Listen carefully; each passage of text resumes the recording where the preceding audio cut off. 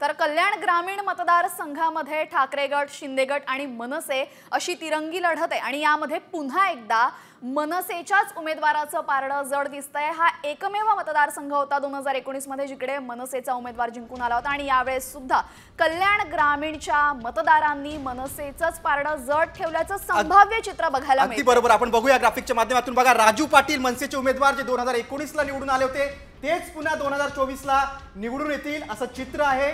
कल्याण ग्रामीणच्या मतदारांनी सुभाष भोईर यांना नाकारून राजू पाटील यांच्याच पारड्यात मत टाकलेलं आहे। त्यामुळे कल्याण ग्रामीणचे संभाव्य आमदार राजू पाटीलच असतील असं चित्र आहे।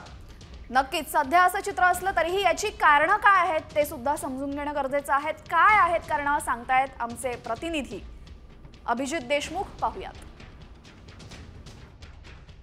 कल्याण ग्रामीण विधानसभा मतदारसंघात यंदा हाय व्होल्टेज लढत पाहायला मिळते। कल्याण ग्रामीण विधानसभा मतदारसंघातून मनसेने विद्यमान आमदार राजू पाटील यांना पुन्हा एकदा निवडणुकीच्या रिंगणात उतरवलं आहे। त्यांना दुसऱ्यांदा संधी देण्यात आली आहे। तर राजू पाटील यांच्यासमोर शिवसेना ठाकरे गटाकडून सुभाष भोईर, माजी आमदार सुभाष भोईर यांना उमेदवारी देण्यात आली आहे। एकंदरीतच शिवसेना शिंदे गटाने देखील या ठिकाणी आपला उमेदवार दिलेला आहे।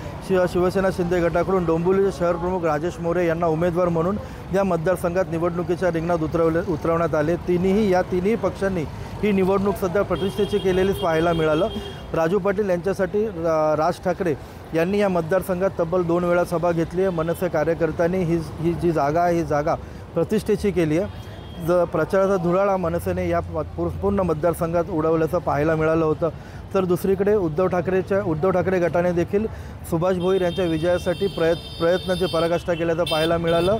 सुभाष भोईर यांच्या प्रचारासाठी उद्धव ठाकरे, अरविंद सावंत, सुषमा अंधारे अशी नेत्यांची फौज या कल्याण ग्रामीणमध्ये उतरली होती। त्याचप्रमाणे सुभाष भोईर हे माजी आमदार होते, त्यामुळे त्यांची देखील या मतदारसंघावर काही प्रमाणात सध्या पकड दिसून येते।